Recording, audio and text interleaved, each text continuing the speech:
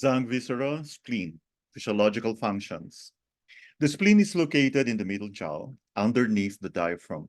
It is one of the main organs in the digestive system. Its meridians connect it to the stomach in an interior-exterior relationship. The spleen belongs to the earth element. Transportation and transformation. This phrase means that the spleen has the functions of digesting food and drink, transforming them into the nutritive substances, and absorbing and distributing the essential nutrients to the entire body. In carrying out these processes, the spleen must work with the stomach and the small intestine, but the spleen is the lead organ in this system. There are two main aspects to the spleen's role. One, transporting and transforming the essential substances of drink and food. The activities of digesting food and absorbing the nutritive substances are carried out jointly by the several Zhang and Fu organs. Food and drink are taken into the stomach. Following decomposition and fermentation by the spleen and the stomach, the sludge is transported into the small intestine. In the small intestine, the clear is separated from the turbid, and the two are propelled down separate paths. The nutritive substances which are in the clear portion are absorbed and are conveyed by the spleen to the heart, the lung, and the rest of the body, providing nourishment to all the organs and tissues. The entire process is the transporting and transforming function of the spleen. 2. Transporting and transforming water dampness. This refers to the important function of the spleen in absorbing, distributing, and excreting fluids.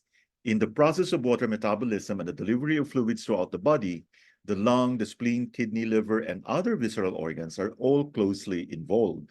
However, the spleen has the pivotal role, and this role has two principal aspects. First, the spleen takes the absorbed water, transforms it into body fluids, and delivers it to the lung. The lung and heart then distribute it throughout the body to carry out its tasks of nourishing and moistening.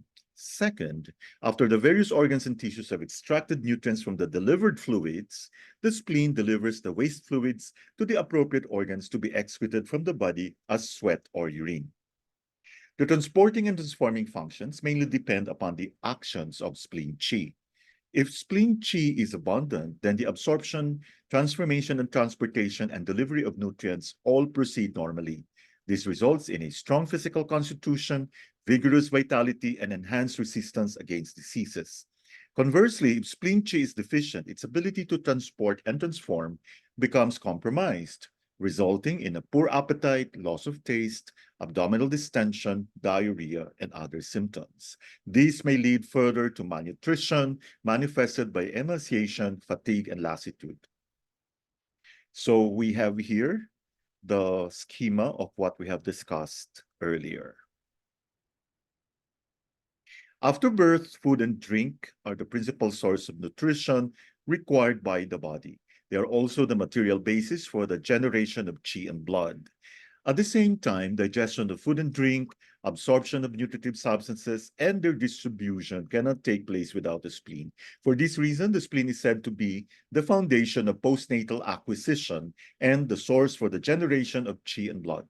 It should be emphasized that the transforming and transporting functions of the spleen not only depend upon spleen qi, but are also intimately linked to spleen yang and spleen yin.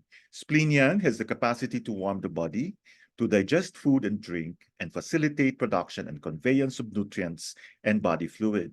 Deficiency of spleen yang can lead to failure of transformation and transportation, resulting in pain with coldness in the abdomen, mucoid feces, cold limbs, even edema, and other symptoms. Spleen yin is the essential nutritive substance for nourishing the spleen and the stomach, and for restraining spleen yang.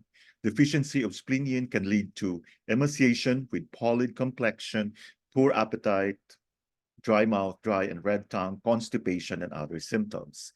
The mutual relationship of restraint and support between spleen yin and spleen yang is a basic requirement for the maintenance of yin-yang equilibrium in the spleen and the stomach. Thank you for your attention.